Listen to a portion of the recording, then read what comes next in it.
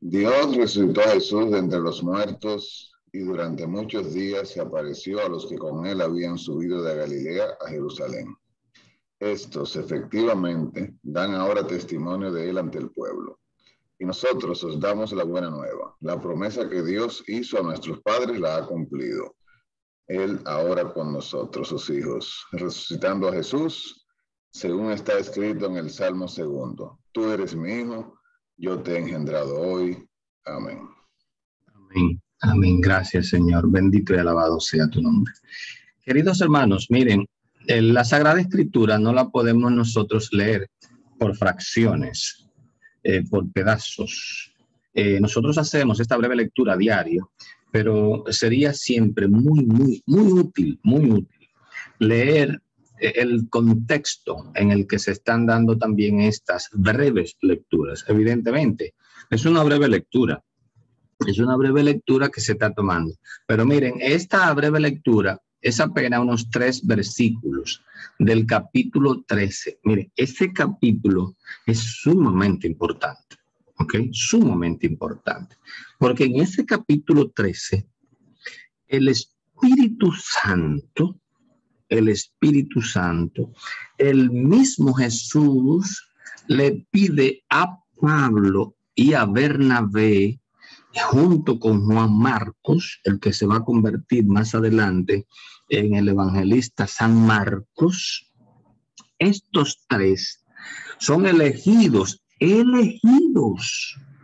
por Dios, sumamente seleccionado por ellos, en una ciudad importantísima que se llama Antioquía. Le voy a decir incluso por qué esa ciudad es tan importante.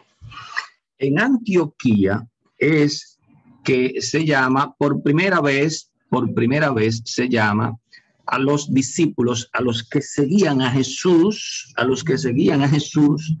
es en esta ciudad que se le llama por primera vez cristianos. En la época de un santo de esta ciudad, San Ignacio de Antioquía, en la época de San Ignacio de Antioquía, por primera vez se le llamó a los seguidores de Cristo cristianos. Entonces, en este capítulo 13, en los primeros versículos, nosotros podemos leer que el Espíritu Santo pues va con Pablo, con Bernabé y con Juan. Y sería interesante, claro, no lo vamos a hacer por un asunto de tiempo. Será sumamente interesante que ustedes lean desde el versículo 13 para que vean todo lo que Pablo ha comenzado a hacer. En el versículo 17, en el 16 más que todo, ahí sí yo quiero detenerme. ¿Por qué? Porque Pablo, antes de nuestra breve lectura, en ese versículo 16, Pablo comienza un discurso que se llama el querigma. El querigma, o con Y, querigma, es un breve discurso en donde Pablo hace un resumen de la historia de la salvación. Vamos a llamarle aquí resumen de la historia de la salvación. Entonces, en ese resumen de la historia de la salvación, como Pablo está en la sinagoga, y después de la lectura de la ley, el que dirige la sinagoga le dice: hermanos, si ustedes tienen alguna palabra de aliento para los presentes, hablen. Y Pablo toma la palabra. Y entonces Pablo hace un resumen completo. A partir del 17 es hermoso. Dice Pablo, pues se levantó, hizo señal con la mano pidiendo silencio y dijo: hijos de Israel y todos ustedes que temen a Dios, escuchen. El Dios de Israel, nuestro pueblo, eligió a nuestros padres, hizo que el pueblo se multiplicara durante su permanencia en Egipto, lo sacó de allí con hechos poderosos durante unos 40 años, lo llevó por el desierto, luego destruyó 7 naciones en la tierra de Canaán y les dio su territorio en herencia. Durante unos 450 años le dio jueces hasta el profeta Samuel. Entonces pidieron un rey, Dios le dio a Saúl, hijo de Cis, de la tribu de Benjamín, que reinó 40 años, pero después Dios lo rechazó y les dio a David, de quien dio este testimonio: encontré a David, hijo de Jesé, un hombre a mi gusto que llevará a cabo mis planes. Ahora bien, ahora en el 23, miren todo lo que Pablo hasta aquí, Antiguo Testamento, le hace un resumen del Antiguo Testamento, ¿ok? Lo que hace Jesús también. Ahora bien, Dios ha cumplido, dice ahora siguiendo, Dios ha cumplido su promesa, ha hecho surgir de la familia de David un Salvador para Israel, y comienza con el Nuevo Testamento. Ese es Jesús. Y aquí ahora Pablo presenta al protagonista, a quien lo está dirigiendo, a quien lo ha llamado, a quien lo ha elegido. Pero miren cómo lo presenta Pablo. Le hace primero un recuento de todo el Antiguo Testamento. Eso es importantísimo. Y ahora le presento al protagonista, a Jesús, al Mesías, a quien ustedes y yo estábamos esperando. Yo soy un judío, más judío que cualquiera de ustedes, diría Pablo.